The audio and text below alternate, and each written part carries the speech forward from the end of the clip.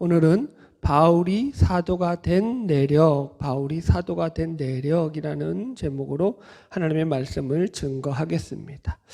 바울은 오늘 본문에서 먼저 자기 자신이 사도가 된 경위를 갈라디아 교인들에게 설명하고 있습니다.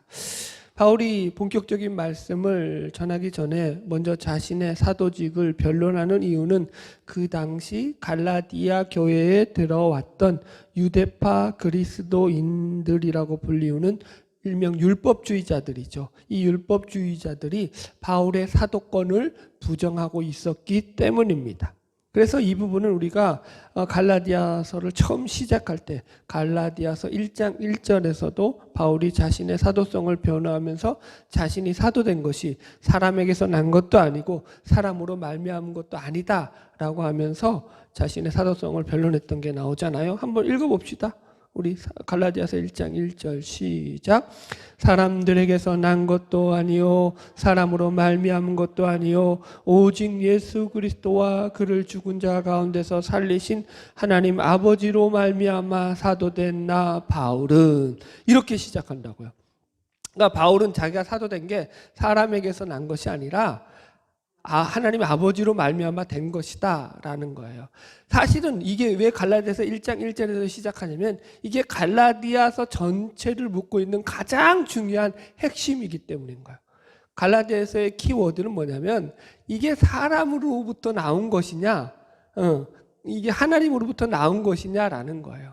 그게 무엇이 되었든지 간에 그게 가장 핵심이에요. 그래서 이제 이게 복음의 핵심이죠. 어떻게 보면은. 그래서 이렇게 바울이 자신의 사도성을 변호하는 것은 바울이 자신을 자랑하거나 자신을 나타내려고 하는 그런 목적이 아니라 자신의 사도성이 의심을 받음으로 말미암아서 자기가 전한 예수 그리스도의 복음 또한 오해를 받게 되었기 때문이라는 거예요. 그러니까 자신이 오해받는 것은 얼마든지 참을 수 있어요. 인간적으로 자신이 무시당하고 오해받는 건 참을 수 있는데 자기가 전한 그 예수 그리스도의 복음, 진리의 복음을 이게 복음이 자신의 사도성이 의심받아서 그 복음까지도 오해를 받고 배척을 받게 되니까 바울은 그것은 참을 수 없다라는 거예요. 그래서 복음의 진리됨을 전하기 위해서 복음의 정당성을 입증하기 위해서 지금 자신의 사도직을 변론하고 있다라고 여러분들이 이해하시면 됩니다. 자, 그래서 첫 번째는 뭐냐면 바울이 전한 복음의 기원에 대해서 바울이 밝히고 있습니다. 그것이 우리 아까 갈라디아서 1장 1절에서도 했듯이 자신이 이 사도된 것이 예수 그리스도와 하나님 아버지로 말미암아 된 것이다 라는 것처럼 자신이 받은 복음도 그리고 자신이 전한 복음도 그 기원이 누구라냐면 바로 하나님 아버지로 말미암은 것이고 예수 그리스도로 말미암은 것이다. 그것을 좀 고급적인 용어로 바울이 전한 복음의 신적 기원에 관한 이야기를 하고 있다라고 여러분들이 이해하시면 됩니다. 자, 본문 갈라디아서 1장 11절로 12절 말씀을 먼저 읽으면서 말씀을 들어가 보겠습니다. 시작. 형제들아 내가 너희에게 알게 하노니 내가 전한 복음은 사람의 뜻을 따라 된 것이 아니니라. 이는 내가 사람에게서 받은 것도 아니요 배운 것도 아니요 오직 예수 그리스도의 계시로 말미암은 것이라. 아멘. 지금 바울이 자신의 사도성을 변호하기에 앞서서 먼저 하는 말이 똑같죠. 아까 갈라디아서 1장 1절과 같이 자신이 전한 복음이 사람의 뜻을 된 것이 아니라 그죠? 예수 그리스도의 계시로 말미암은 것이다. 이렇게 나옵니다. 그래서 이것을 바울이 전한 복음의 신적 기원이다라고 제가 말씀을 드렸습니다.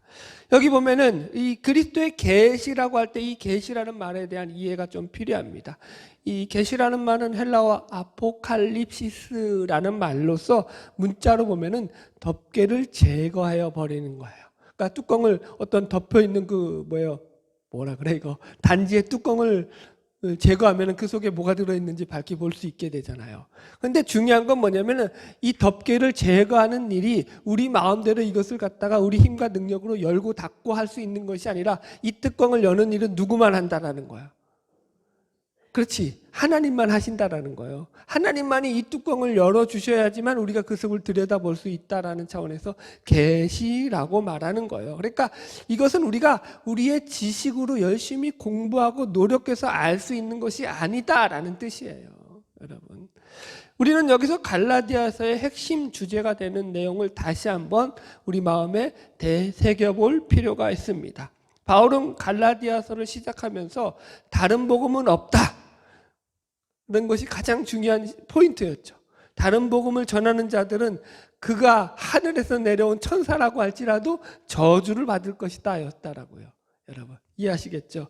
그래서 이 다른 복음이 뭐냐면 바로 유대파 그리스도인들, 율법주의자들이 전하는 율법으로도 구원을 받을 수 있다라는 거라고요. 율법을 지켜야지 구원을 받는다, 예수 그리스도도 믿고 율법도 지켜야지 구원을 받는다는 이러한 메시지였다고요. 여러분 생각해 보십시오. 겉으로 보자면 이 주장이 그렇게 나쁜 주장이 아니라고요. 네. 여러분 성경에서 율법이 나쁘다고 가르치고 있는 구절이 있어요? 율법은 나쁜 것이 아니라니까요. 율법 그 자체도 하나님께서 주신 계명이기 때문에 선하고 의로우며 거룩한 거예요. 로마서에서 나오잖아요. 그죠? 그럼 문제는 뭐냐면, 그러니까 좀 더 얘기합시다. 그러니까 율법도 지키고 예수도 믿으면 좋은 게 좋은 거고, 이게 뭐예요? 좋은 것에다가 더 좋은 것을 엎은 거니까 더 나은 것이 아니냐라는 것이 율법주의자들의 생각이라고요. 그죠? 인간적인 생각이지만 맞아요, 틀려요? 맞죠. 인간적으로 생각해 보자면 예수도 믿고 율법도 지키면 뭐라 그래 이거? 금상첨화예요? 좋은 표현을 했네요. 뭐요? 님도 보고 뻥도 따군가? 이런 식으로 인간적으로 생각하자면 결코 나쁘다고 생각할 문제가 아니라고, 해가 될 문제가 아니라는 거예요. 그러나 지금 이 갈라디아서의 핵심은 뭐냐면 복음의 본질에 관한 얘기라고 했어요. 복음의 격가지에 대한 얘기가 아니라는 거예요. 그죠? 복음의 본질로 따질 때는 이것이 좋으면 좋은 거지, 다 좋은 게 좋은 거지는 절대 통용되어서는 안 된다고 했어요. 복음의 본질이 뭐라고 했죠? 복음의 본질은 첫째도 영혼 구원, 둘째도 영혼 구원, 셋째도 영혼 구원. 우리가 예수 믿고 영혼이 구원받아야 될 일이라고요. 아멘? 여러분, 그래서 이 영혼이 구원받는 일은 오직 뭘로만 이루어진다고요? 예수 그리스도의 십자가의 은혜로만 이루어진다고요. 그래서 이 구원은 예수 그리스도로만 말미암는다는 게 복음의 가장 핵심적인 본질이라는 거예요. 그런데 7절에서도 보면은 이 진정한 복음 외에 다른 복음을 전하는 자들이 생겨나서 이 다른 복음을 전함으로 말미암아서 예수 그리스도의 이 복음이, 이 진정한 복음이 어떻게 된다고 했어요? 변질되게 되었다, 변하게 되었다라고 나온단 말이에요. 같이 봅시다. 갈라디아서 1장 7절 시작. 다른 복음은 없나니 다만 어떤 사람들이 너희를 교란하여 그리스도의 복음을 변하게 하려 함이라. 보십시오. 다른 복음이 가진 특징이 뭐라고요?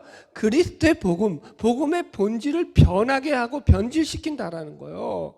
그래서 여러분, 구원에 있어서는 율법을 첨가하는 것이 무엇이 문제가 되냐면은 이것이 단지 좋고 나쁨의 문제가 아니라 율법을 지켜야 한다, 말아야 한다, 이런 개념의 문제가 아니라 이것이 다른 복음으로서 예수 그리스도로만 말미암은 이 십자가 구원의 은혜를 훼손하고 변질시키는 나쁜 영향력을 미치기 때문에 이것은 저주를 받는 문제로까지 가게 되더라는 거예요. 그래서 오늘 본문식으로 하면 이런 복음을 뭐라고 표현하냐면 사람의 뜻으로부터 나온 복음이다 라고 얘기하는 거예요. 이해하겠죠? 그래서 여러분들 갈라디아서의 큰 주제를 여러분들 이렇게 잡으세요. 진정한 복음, 복음의 본질, 진리된 복음은 뭐냐면 예수 그리스도로 말미암은 복음이고, 이것은 뭐예요? 하나님의 복음이고 예수 그리스도의 복음이에요. 반대로 다른 복음은 어떤 복음이라고요? 예? 율법을 지켜서 구원받는다라고 하는 이것은요, 사람들이 좋아하는 복음, 사람의 뜻으로 말미암은 복음, 사람의 복음이라는 거예요. 그래서 이쪽은 뭐예요? 멸망길로 가고 저주받는 쪽이라는 것을 여러분들이 큰 틀에서 이해하시면 됩니다. 그래서 여러분, 다른 복음은 그것을 자신들의 입맛에 맞게 사람들이 구색을 갖추어서 잘 만들어서 그것을 내놓았다고 할지라도 그 시작과 끝의 근거가 사람이 되기 때문에 그것은 진정한 복음이 될 수 없어요. 사람의 복음이 왜 문제가 되죠? 사람의 뜻으로 말미암는 것이 왜 문제가 되죠? 이건 이제 근거의 문제이기 때문에, 신앙의 근거, 믿음의 근거, 그게 어디라고요? 기독교는 신앙의 근거가 누구에게 있다고요? 그분에게 있다고요. 하나님께 있다고요. 우리에게 있지 않다고요. 지금 그 얘기를 하는 거예요. 이건 기독교 2000년 역사 속에서 계속 싸워온 문제라는 거예요, 여러분.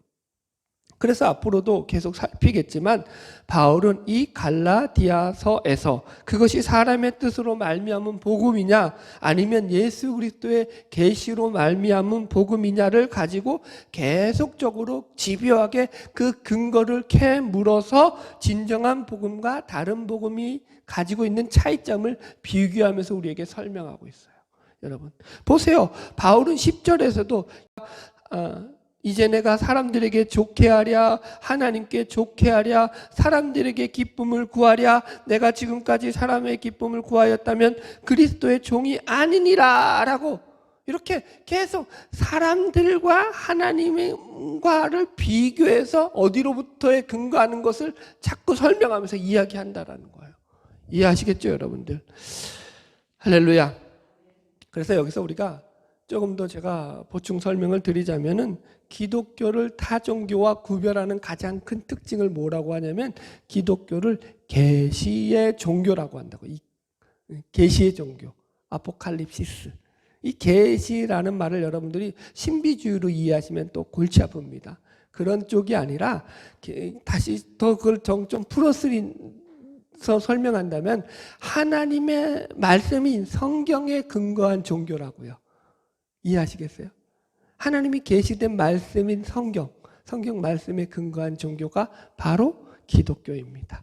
그래서 오늘도 우리는 바울이 말하는 이 예수 그리스도의 복음과 또 다른 복음이죠. 사람의 뜻으로 말미암은 다른 복음과의 차이가 어떠한가를 비교하면서 오늘 본문의 말씀을 계속적으로 확인하게 될 것입니다. 자, 이제 본격적으로 13절부터 바울은 자기가 사도된 경위를 이렇게 설명하고 있어요. 같이 읽어볼게요. 갈라디아서 1장 13절로 14절 시작. 내가 이전에 유대교에 있을 때 행한 일을 너희가 들었거니와 하나님의 교회를 심히 박해하여 멸하고 내가 동족 중 여러 영갑자보다 유대교를 지나치게 믿어 내 조상의 전통에 대하여 더욱 열심히 있었으나. 먼저 바울은 자기가 예수를 만나기 전에 자신의 과거 이력을 이야기합니다. 바울은 여기서 자기가 예수를 만나기 전에 자기 자신에 대해서 뭐라고 하냐면은 자신은 이전에 복음의 박해자로서 그 어떤 유대인들보다도 더 유대교를 신봉하고 있었다라고 자기를 소개하죠. 그 어떤 영갑자보다 자기가 더 유대교를 지나치게 믿어서 내 조상의 전통에 대하여서 더욱 열심히 있었다 이렇게 얘기합니다. 바울이 부활하신 예수 그리스도를 만나기 전까지 바울은 뼛속까지 유대교에 물들어 있던 사람이라니까요. 제가 바울의 양력을 조사했는데 잠깐 소개해 드리겠습니다. 바울은 유대인 중에서도 아주 엄격한 이 율법주의를 따르고 있던 바리새파 출신입니다. 거기다가 길리기아의 수도였던 다소 출생이에요. 다소에서 태어났거든요. 그럼 이 다소라는 지역이 어디냐면은 바울이 살았던 이 1세기에 이 다소라는 지역은 교육과 문화의 중심 도시였습니다. 그래서 고대 학자였던 스트라보는 이 다소에 대해서 이렇게 말하고 있어요. 이곳은 아테네보다도 더 철학과 수사학에 능하고 발달해 있던 도시였다. 아테네보다도 그 철학이나 수사학 이런 어떤 고등학문에 있어서 더 진보된 그런 도시였다라는 거예요. 여러분, 바울은 이렇게 활발한 교육과 문화의 도시 다소에서 태어나서 자라고 배우면서 철학을 배우고 수사학을 배웠죠. 그리고 청소년 시절이 되어선 예루살렘으로 유학을 갑니다. 그래서 예루살렘에서 누구 밑에서 수학을 하냐면 바로 가말리엘이라고 하는, 오늘날로 하면 우리식으로 하면 서울대에서 가장 유명한 교수 밑에서 공부를 배워요. 자, 여러분, 그러니까 지적으로도 최고의 엘리트, 그죠? 인텔이었다라는 얘기입니다. 그러면서 빌립보서에서 보면은 바울은 바리새파에 속한 자로서 율법의 의로는 흠이 없다, 흠이 없는 사람이다, 이렇게 나와요. 율법의 의로 흠이 없다라는 말은 바울이 지성을 가졌을 뿐만 아니라 의지와 신념을 가진 측면에서도 매우 강직한 자로서 자기가 믿는 유대교에 대해서 굉장한 자부심을 가지고 있던 사람이다라는 뜻입니다. 거기다가 집안도 빵빵해요. 오늘날로 말하면 금수저입니다. 참 잘 나가는 집안이에요. 그러니까 엘리트 중에 엘리트예요. 다소, 이게 이방 나라잖아요. 헬라 나라잖아요. 다소라는 곳이. 그런데도 바울은 태어나면서부터 뭘 가졌냐면 로마의 시민권을 가졌습니다. 그러니까 생각해 보십시오. 로마의 식민지 국가인 유대의 나라의 유대인이란 말이에요. 식민지 국가의 그 자식이 태어나자마자 로마의 시민권을 가졌다라는 것은 그 집안이 웬만한 재력과 웬만한 가문이 아니고서는 획득할 수가 없는 거예요. 그러니까 그 집안도 상당히 모든 면에서 갖춰진 집안이라는 거죠. 그러니까 바울은 뭐 하나 자기의 인생에서 부족함 없이 그렇게 잘 나가던 인생을 살던 인물이었다라는 거예요. 그런 배경을 가지고 다시 본문을 보시면, 그래서 본문에 예수를 만나기 전에 바울의 상태를 설명하는 좋은 단어가 나오는데, 여기서 보면은 13절에 그가 하나님의 교회를 심히 박해하여 멸하고라는 말이 나와요. 그래서 박해하다, 멸하다라는 이 두 단어를 여러분들이 좀 유심히 보셔야 됩니다. 이 말은 먼저 좀 단어를 설명하자면은 이게 미완료형으로 되어 있어서 무슨 뜻이냐면은 교회를 박해하고 멸하려고 하는 일에 있어서 그가 중단 없이 끊임없이 이 일을 진행하고 있었다. 언제까지? 예수 그리스도를 만나기 전까지라는 그런 표현이 됩니다. 또 여기서 멸하다는 말에 조금 더 보충적인 설명이 필요한데, 이 말의 의미는 뭐냐면 이것이 그냥 예를 들어서 이런 거죠. 전쟁에서 승리하고 난 뒤에 그래서 이긴 그 군사들이 자기 패한 그 지역의 마을로 들어가서 그 마을을 어떻게 하냐면은 불을 질러 가지고 쑥대밭을 만드는 거예요. 그 마을의 의미가. 그래서 마을 안에 그냥 승리로만 끝나는 것이 아니라 마을을 다 불태워서 그 잔당까지 싹 다 제거하고 없애버린다라는 표현이, 이 멸하다라는 표현이 들어가 있어요. 이해하시겠죠? 그러니까 바울이 얼마나 극심하게 이 단어들을 통해서 확인하는 게 뭐예요? 유대교를 믿으면서 기독교에 대해서 증오하고 싫어했는지를 표현하고 있는 말이라고요. 그 앞에 또 심히 박해하고 멸하였다라고요. 심히 미워했다는 거예요. 그러니까 기독교를 대충 미워하고 싫어한 게 아니라 아주 극도로 증오할 만큼 싫어했다라는 거예요. 여러분, 그러니 생각해 보세요. 이게 변화받기 전에 바울의 모습입니다. 그러니 인간적으로 이런 바울이 갑자기 그렇게 극도로 증오하고 싫어했던 기독교로 개종할 이유가 인간적으로 볼 때 있어요, 없어요? 전혀 없는 거죠. 그러니까 자기가 어떤 인간의 뜻이나 인간적인 생각으로 인해서 자기가 기독교로 개종한 것이 아니다라는 설명이 된다고요, 이것은. 여러분, 생각해 보십시오.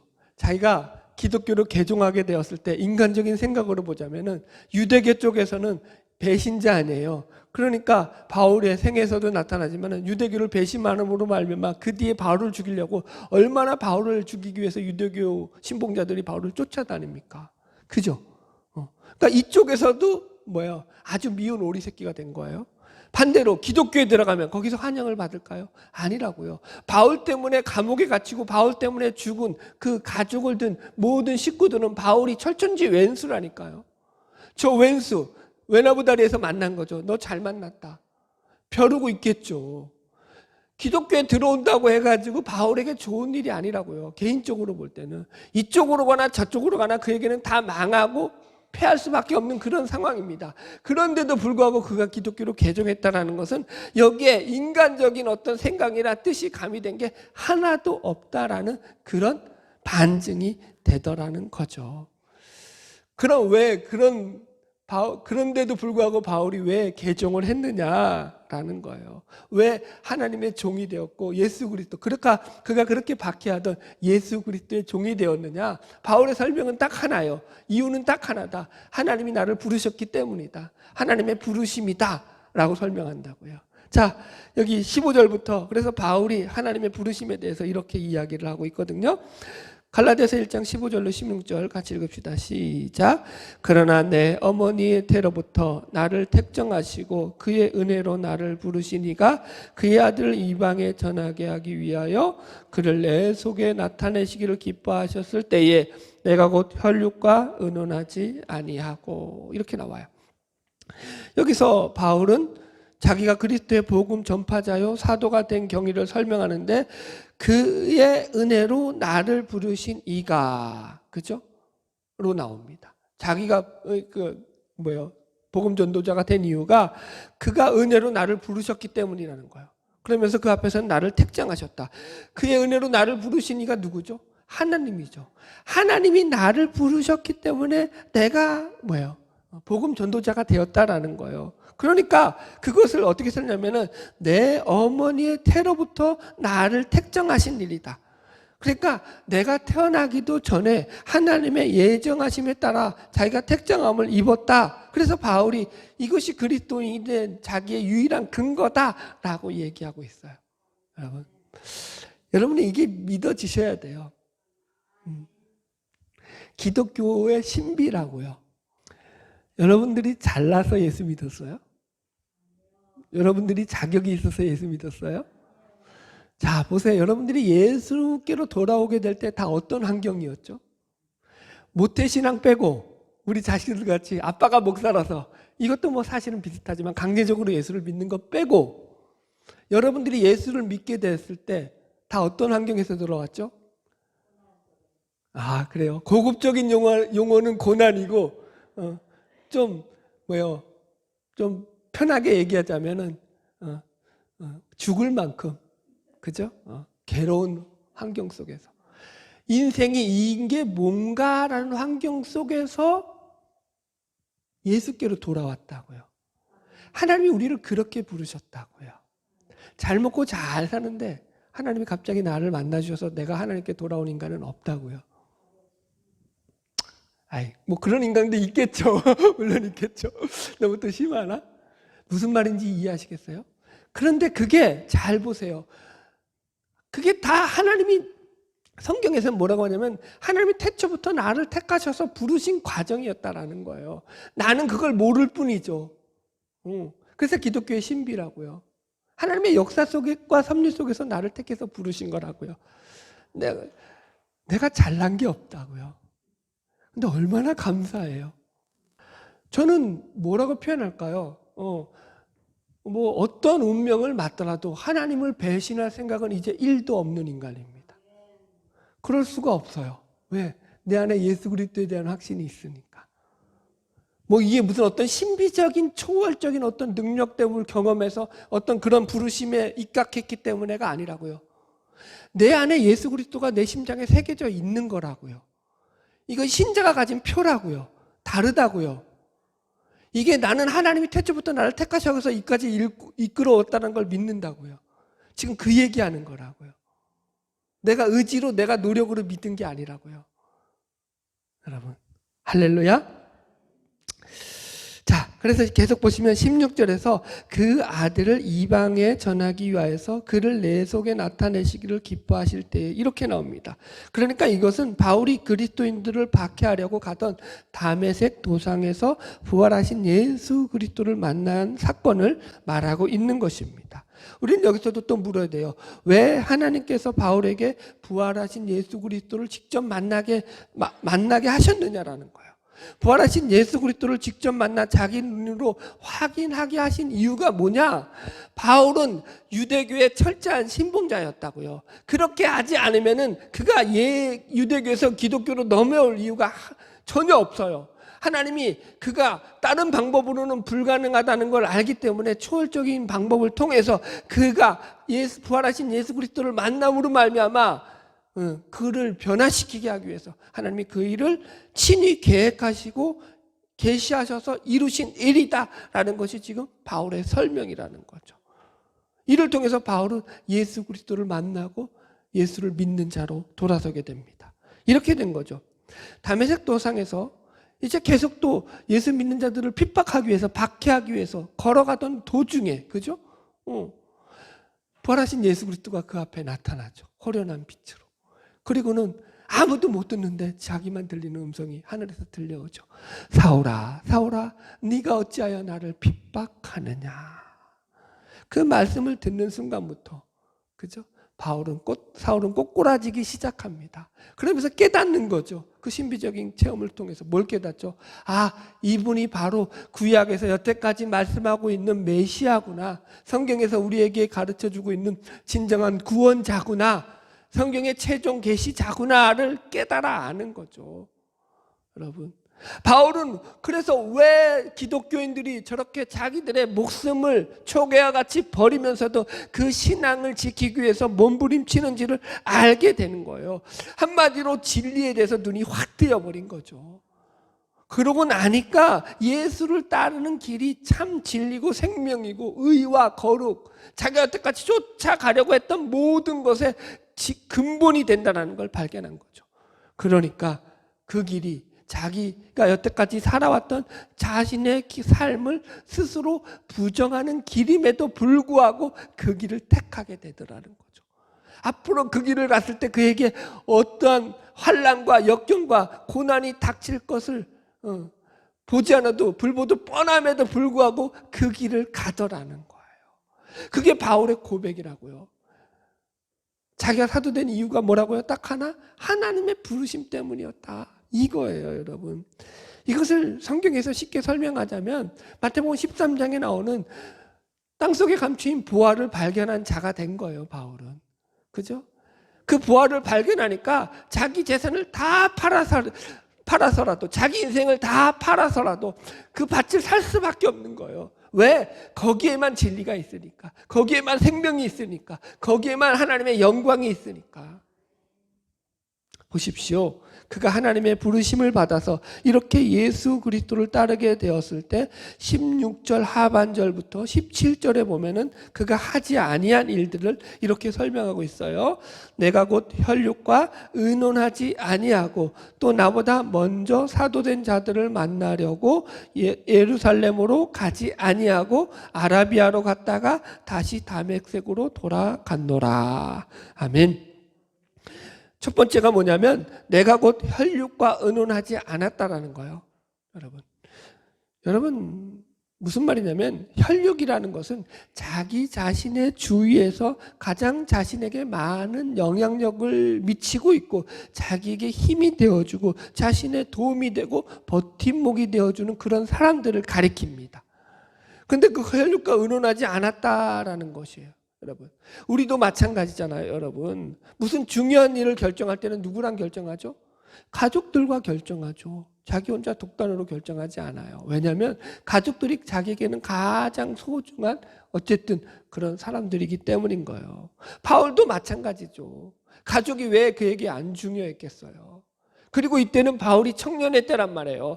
청년의 시절에 그 진로를 결정할 때 있어서 부모의 도움이야말로 누가 뭐래도 가장 큰 역할을 감당하고 있는 시기라고요. 바울도 마찬가지였다고요. 그런데 혈육과 의논하지 않았다라는 거예요. 뭐예요? 다시 말하면 사람의 뜻으로 난 것이 아니라는 거예요. 두 번째가 뭐냐면 나보다 먼저 된 사도들을 만나려고 예루살렘으로 가지 아니하고 아라비아로 갔다가 다시 다메섹으로 갔다. 그죠? 부활하신 예수님을 만나고 난 뒤에 그 뒤로 예루살렘으로 가가지고 사도들을 만나지 않았다라는 거예요. 사도들을 만나지 않았다는 것은 그가 받은 복음의 내용이 1차적으로 사도들이나 어떤 다른 사람들로부터 그 내용을 전수받아서 자기가 알게 된 것이 아니다라는 거예요. 자기가 지금 알고 있는 모든 내용의 그 근간은 예수 그리스도의 계시로부터 직접 전해 들은 내용을 말하는 것이다라는 것이 돼요. 여러분, 이렇게 바울이 예수 그리스도로부터 받은 계시가 너무나 명확하고 분명했기 때문에 굳이 예루살렘에 있는 제자들을 찾아가서 그들로부터 배워야 할 필요성을 느끼지 못했다라는 것이 보통적인 생각입니다. 그러니까 이 말의 핵심이 뭐냐? 그 앞에서도 계속 강조했던 것처럼 그가 사람의 뜻이나 가르침에 의해서 복음 전도자가 되고 사도가 된 것이 아니다라는 거예요. 여러분도 착각하지 말아야 될 게, 교회 나와서 예수를 믿는다고 여러분들이 이제 목사를 통해서 말씀을 배우고 가르침을 배우잖아요. 그래서 여러분이 예수 믿는 자가 된 게 아니라고요. 이건 수준적인 거라고요. 배워서 이제 자라나기 위해서 가르침을 받는 거라고요. 예수를 믿게 된 건 뭐예요? 제가 여러분들에게 가르쳐서 예수를 믿는 게 아니라 하나님이 강제적으로 여러분들을 택하셔서 구원해 주셨기 때문에 예수를 믿은 거라고요. 그래서 여기서도 바울의 요지는 이거예요. 자기가 만약 부활하신 예수 그리스도를 만나게 하시는 하나님의 부르심이 없었다면 자기는 결코 이 길로 오지 않았다라는 거예요. 그죠? 인간적으로 볼 때 바울은 자기가 기독교를 개종할 이유가 아무것도 없는 거잖아요. 왜 일로 왔냐? 나는 다른 이유 없다. 하나님이 부르셨기 때문이다. 그거 하나인 거예요. 그래서 어떤 사람들과 연결되고 어떤 관계된 것은 하나도 없다. 그 얘기를 지금 강조하는 거예요, 여러분. 계속 읽읍시다. 우리 18절로 19절 시작. 3년 만에 내가 게바를 방문하려고 예루살렘에 올라가서 그와 함께 15일을 머무는 동안 주의 형제 야고보 외에 다른 사도들을 보지 못하였노라. 자, 바울이 이제 회심하고 난 뒤에 3년이 흐르고 난 뒤에야 예루살렘을 방문했다라는 기록이 나옵니다. 많은 학자들이 왜 바울이 회심하고 나서 바로 베드로를 찾아가지 않았느냐라는 의문을 가집니다. 그리고 여기에 대한 일반적인 견해를 이렇게 해석을 합니다. 바울이 하나님의 복음 전도자로서 사역자가 되기에 앞서서 예수 그리스도의 계시로 말미암아 받은 그 예수 그리스도의 말씀들을 갖다가 그동안 자기가 알고 있던 구약의 내용들과 정리해야 될 거 아니에요. 정리도 안 하고 나가서 복음 전할 수는 없잖아요. 그러니까 이 아라비아에 있는 3년 동안에 그 시간을 뭐 했다고요? 복음 전도자로서 하나님의 말씀과 계시된 말씀의 연결점을 찾고 정리하는 시간들을 가져서 그 말씀을 준비하는 시간을 가졌을 것이다 라는 것이 보통 견해예요. 맞잖아요, 여러분. 제가 요한복음 지난주에 끝냈어요. 요한복음 강의하는데 몇 년 걸렸다고요? 3년 걸렸어요. 요한복음만 했는데 170강이 넘게 나오더라고요. 무슨 얘기인지 이해하시겠어요? 말씀이 호락호락하다라는 거예요? 만만치 않다라는 거예요? 만만치 않다라는 거예요. 인간의 지식으로 된다는 거예요? 하나님의 지혜로 된다는 거예요? 하나님의 지혜로 된다는 걸 가르치는 거예요. 바울도 그 시간이 3년 필요했다고요, 여러분. 이 복음서들이, 바울의 서신서들이 하루아침에 그냥 뚝딱 나온 게 아니라고요. 정리된 그의 신학 속에서 나온 거라는 거죠. 할렐루야. 여튼 3년 후에, 이제 회심한 뒤에 3년 후에 바울이 베드로를 만나러 예루살렘에 올라갔지만 그곳에서 단 15일만 머물렀대요. 그리고 거기서도 만난 사람들이 누구밖에 없냐면 베드로와 주의 형제, 즉 예수님의 동생 야고보밖에는 만난 사람이 없다고요. 다른 제자들은 없더라고요. 왜냐하면 시간이 많이 지났기 때문에 예루살렘에서 다른 제자들은 벌써 다른 사역지로, 복음 전도지로 나가서 사역을 하고 있는 상태였을 거란 말이에요. 그래서 예루살렘의 수장격에 있는 베드로와 야고보만 남아서 이 예루살렘 교회를 지키고 있었다라고 우리가 추측을 할 수 있습니다. 바울이 그럼 왜 이 설명을 하느냐? 이것도 마찬가지예요. 자기가 사도된 것이 제자들로부터 오랜 교제와 그들의 훈련과 그들의 가르침을 따라서 자기가 사도된 것이 아니라는 그런 증명을 하기 위해서 이 설명을 하는 거예요. 자기가 사도된 것은 제자들과 아무 상관이 없다라는 거예요. 아멘? 이건 그러니까 사람에 의해서 근거한 것이 아니다. 사람의 뜻에 의해서 근거한 것이 아니다. 라는 얘기를 계속하는 거예요. 자, 말씀을 정리하겠습니다. 오늘 본문을 통해서 바울이 사도가 된 내력을 우리가 살펴보았습니다. 오늘 말씀의 요지는 바울이 사도가 된 것이 하나님의 부르심으로 말미암아 된 것이고 예수 그리스도의 계시로 말미암아 된 것이 이것이 사람의 뜻이나 사람의 가르침에 따라 된 것이 아니라는 것을 분명하게 선언하는 것을 우리가 확인하였습니다. 그래서 이것은 자기가 전한 복음, 바울 자신이 전한 이 복음 또한 자신의 어떤 개인적인 사사로운 생각이나 뜻을 전하는 것이 아니라 그 복음 또한 하나님께서 자신에게 계시해 주신 말씀으로 전한 것임을 분명하게 밝히고 있는 거예요. 그러므로 해서 다른 복음이라고 하는 거죠. 율법자들이 가르치고 있는 이 다른 복음, 즉 사람의 뜻으로 말미암아 만들어낸 복음과 자신이 전한 복음이 어떻게 본질적으로 다른지를 갖다가 지금 갈라디아 교인들에게 이해를 시키고 있는 것입니다. 여러분, 이 갈라디아서에 나오는 이 논쟁은 기독교 2000년 역사가 흐르는 지금 기독교 역사 속에서도 끊임없이 이루어지고 있고 지금 오늘날 현대교회에서도 아주 가장 극심하게 싸우고 있는 영적 전쟁 가운데 하나인 것을 명심하시기 바랍니다.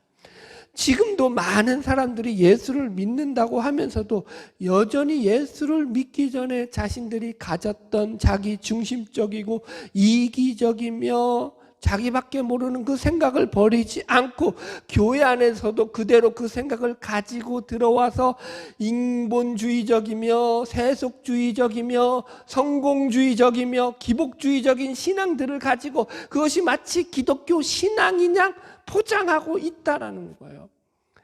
그건 기독교 신앙이 아니라고요.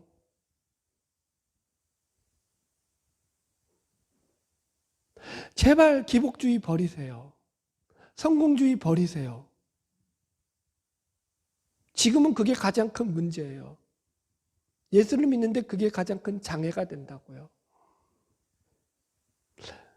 하나님과 물질을 겸하여 섬기지 못해요. 물질을 택하든지 하나님을 택하든지 하세요. 여러분. 많은 목사님들이 포장을 해요. 그 포장에 속지 마십시오. 예수를 믿어서 복을 받아서 가정이 잘 되고 자식이 잘 되고 물질의 복을 받고 맞지만 틀려요. 맞지만 틀리다는 말이 무슨 말인지 이해하시죠? 하나님이 복을 주셔요. 그러나 그것을 갖다가 내가 그걸 복의 근간으로 삼고 그걸 신앙이라고 생각하는 순간 그건 저주받은 신앙이에요. 하나님께 근거를 두시라고요. 내가 잘 먹고 잘 사는데 근거를 두지 말라고요. 신앙은 지금 그 얘기를 하는 거라고요. 이거 차분하게 얘기하기로 다짐을 했는데 또 흥분을 했어요. 이래서 실력이 없고 수가 낮은 목사인 거예요. 여러분, 저가 젊잖아요. 제가 욕심이 여러분보다 더 많으면 더 많지 적겠습니까? 제가 성공하고 싶은 욕망이 여러분보다 더 많으면 많지 적겠습니까? 안 그러겠어요? 그런데 저는 하나님의 말씀만 전하기로 다짐한 사람입니다. 성경은 그렇게 얘기하고 있지 않아요. 여러분, 성경의 본질을 보십시오. 그 영혼이 구원받는 거예요. 영혼이 복을 받는 거예요. 영혼이 하나님을 만나는 거예요. 하나님이 나에게 뭘 원하는지를 발견해서 그 보화 가운데서 그 밭을 사는 일을 하는 게 신앙이에요. 아멘. 놓치지 마십시오. 그래서 늘 여러분들은 이 생각을 하셔야 돼요. 내가 어떤 생각이 들어왔을 때 이 생각이 내 육신의 생각인가 하나님의 중심의 생각인가, 하나님이 나에게 주시는 생각인가, 그 생각을 그래서 성경에 딱 접목을 시키셔야 돼요. 성경에 적용을 시켰을 때 성경에서 답이 없다, 그건 100% 육신의 생각인 거예요. 이해하시겠어요? 그게 아무리 좋은 생각이라도 성경에 분명하게 그 적용과 그 확장까지 해석까지 똑같아야 돼요. 내가 생각하는 것과 성경의 가르침과 성경의 말씀이. 그러면 그거 하나님의 생각인 거예요. 그러면 그거 놓고 기도하시고 하나님께 부르짖으십시오. 하나님이 이루어 주십니다. 할렐루야. 자, 결론의 말씀 보겠습니다. 여기 22절로 24절. 그래서 바울은 이렇게 결론을 맺고 있어요. 그리스도 안에 있는 유대 교회들이 나를 얼굴로는 알지 못하고 다만 우리를 박해하던 자가 전에 멸하려던 그 믿음을 지금 전한다 함을 듣고 나로 말미암아 하나님께 영광을 돌리니라. 신앙의 결국은 뭐라고요? 나의 영광이 아니라, 인간의 영광이 아니라 하나님의 영광을 돌리는 일이라는 거죠. 자신의 영광을 구하지 마십시오. 하나님의 영광을 구하십시오. 자신의 유익을 구하지 마십시오. 하나님의 유익을 구하십시오. 그러면 하나님께서 그 나머지 것들은 다 채워주십니다. 바르기는 저와 여러분의 삶을 통해서 하나님께 영광을 돌리는 귀한 믿음의 삶이 되기를 주님의 이름으로 축복합니다. 기도하겠습니다. 하나님, 우리 신자된 자들이 하나님 안에서 그 부르심 안에 하나님 그 거룩한 뜻대로 부르신 자들임을 믿습니다. 우리의 삶이 날마다 그래서 예수 그리스도의 그 놀라운 은혜에 대한 감사가 있게 하여 주시고 자신의 죄인됨을 고백하는 회개가 있게 하시며 남을 나보다 낮게 여기는 겸손이 있게 하시고 예수 그리스도를 닮아가려고 애쓰고 노력하는 거룩이 있게 하여 주셔서 우리의 삶을 통해서 하나님을 향한 충성만이 있게 하여 주시옵소서. 모든 것 주님께 감사드리며 예수님의 이름으로 기도하옵나이다. 아멘.